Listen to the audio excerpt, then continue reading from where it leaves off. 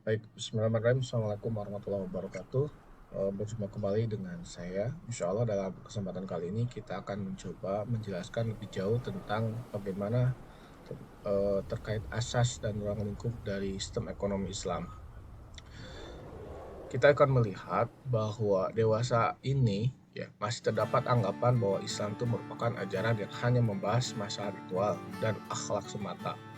Ini yang kalau kita melihat fenomena di tengah-tengah masyarakat, seolah-olah bahwa Islam itu adalah agama yang tidak mengatur ekonomi, tidak mengatur masalah sosial, atau tidak juga mengatur masalah politik. Jadi menempatkan Islam sebagai agama yang hanya mengatur hubungan manusia dengan Tuhannya. Maka dampak dari pemahaman tersebut menimbulkan sebuah kesimpulan bahwa Islam adalah agama ritual yang dapat ya berimbas kepada kesalahpahaman tentang sistem ekonomi Islam. Selanjutnya, nah, maka tidak heran kemudian hari ini muncul juga pendapat-pendapat bahwa ketika ditanya sistem ekonomi Islam, bahwa sistem ekonomi Islam itu mereka menjawab sistem ekonomi Islam itu ya adalah sistem ekonomi kapitalis minus riba plus zakat ditambah juga akhlak. Nah, pertanyaannya betulkah bahwa statement seperti itu? Baik, kalau kita melihat bahwa yang namanya dalam perspektif Islam, bahwa yang namanya manusia itu pertama dia adalah agama yang mengatur hubungan manusia dengan Tuhannya, yaitu Allah Subhanahu wa taala. Biasanya ini dalam perkara ibadah ma'dhah atau hablum minallah. Perkara-perkaranya seperti sholat, puasa, zakat dan sebagainya. Tetapi dalam konteks yang lain kita harus memahami juga bahwa Islam itu adalah bukan hanya agama yang sifatnya hablum minallah, tetapi hablum minannas, mengatur hubungan sesama manusia. Nah, cakupannya apa saja? Di sini ada sistem pemerintahan, sistem ekonomi, sosial, pendidikan, dan sebagainya. Termasuk ternyata Islam juga bukan hanya mengatur hablum minan nas, tetapi hablum minan nafs.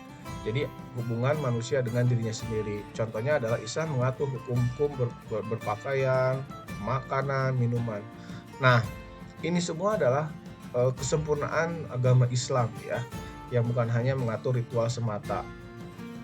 Nah, lalu sistem ekonomi Islam sebagai bagian sistem Islam, kita harus memahami bahwa yang namanya definisi sebagai sebuah sistem itu didefinisikan sebagai sebuah struktur yang terdiri atas bagian-bagian memiliki fungsi-fungsinya.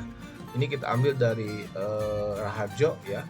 Kemudian juga didefinisikan yang lain bahwa sistem itu merupakan bagian atau komponen-komponen yang paling ya atau yang saling bergantung kepada yang lainnya. Adapun menurut Syekh Taqiyuddin An-Nabhani bahwa yang namanya sistem itu merupakan setiap peraturan yang lahir dari akidah yang berfungsi untuk memecahkan ya dan mengatasi problematika hidup manusia. Nah, lalu pertanyaannya adalah benarkah sistem ekonomi Islam itu ada? Pertama, ini perlu kita pahami bahwa memang secara normatif Allah Subhanahu wa taala itu telah mengatur manusia dengan aturan yang komprehensif. Nah, yang kedua, secara historik, berbagai bukti dapat dilihat dalam catatan sejarah yang mengungkapkan bagaimana sistem Islam itu, ya, sistem ekonomi tentunya di sini ini termasuk ekonomi Islam itu diterapkan selama berabad-abad. Adapun secara empirik masih terdapat bukti peninggalan pelaksanaan sistem ekonomi Islam. Misalkan koin dinar, dirham itu merupakan salah satu bukti. Nah, muncul pula sistem ekonomi Islam itu apakah yang termasuk normatif atau positif? Kalau kita melihat bahwa ilmu ekonomi yang positif itu kan cenderung mempelajari tentang problem-problem ekonomi secara apa adanya, ya. Nah, adapun juga yang mengatakan bahwa ilmu ekonomi normatif itu mempersoalkan tentang apa yang seharusnya gitu. Nah, sementara kalau kita melihat sistem ekonomi Islam itu tidak dapat dipandang dengan secara positif atau normatif secara terpisah. Artinya dalam sistem ekonomi Islam ya ada aspek-aspek yang dia itu normatif dan positif. Nah, jika kita masih tetap ingin menggunakan definisi ekonomi barat yang saling berkaitan erat sehingga setiap usaha untuk memisahkannya akan berakibat menyesatkan dan tidak produktif. Kita juga harus memahami bahwa ilmu ekonomi dan sistem ekonomi ini tentu berbeda ya. Kalau kita melihat contoh hari ini, hingga saat ini masih terdapat kerancuan pemahaman mengenai sejauh mana ya Islam itu mengatur masalah ekonomi. Kemudian ada kelompok yang pertama, Islam tidak pernah mengatur masalah ekonomi karena ekonomi hanya bagian dari ilmu yang bersifat universal. Adapun kelompok kedua yang mengatakan bahwa seluruh cabang-cabang ekonomi yang sekarang harus ditinggalkan. Karenanya keseluruhannya itu teori ekonomi harus dibangun kembali berdasarkan pada nilai-nilai Islam. Nah, padahal kalau kita melihat hari ini ya, berbicara tentang hakikat ekonomi, memang istilah ekonomi itu kan berasal dari barat ya. Misalkan sering didefinisikan bahwa ekonomi itu adalah istilahnya sering didefinisikan mengatur nomor itu rumah tangga. Ini berdasarkan dari bahasa Yunani. Sehingga sering diterjemahkan bahwa ekonomi itu adalah kegiatan mengatur urusan harta ya, baik yang berkaitan memperbanyak, menjaga ataupun tata cara pendistribusiannya. Maka berdasarkan definisi tersebut bisa ditarik sebuah kesimpulan bahwa bidang ekonomi itu ada ranahnya ilmu ekonomi, kemudian ada ranahnya sistem ekonomi. Jika berkaitan dengan memperbanyak jumlah dan menjaga, itu ranahnya ilmu ekonomi, ya. Contohnya adalah bagaimana tentang menjaga faktor produksi. Sementara sistem ekonomi dia mengatur tentang tata cara distribusi kekayaan di tengah-tengah masyarakat. Nah, ini memiliki pemikiran dan konsep ekonomi yang khas. Lalu kalau kita jelaskan lebih jauh, masalah-masalah ekonomi dalam perspektif ekonomi Islam seperti apa? Jika kita melihat lebih jauh, bahwa yang namanya manusia, kita bisa melihat, ini kan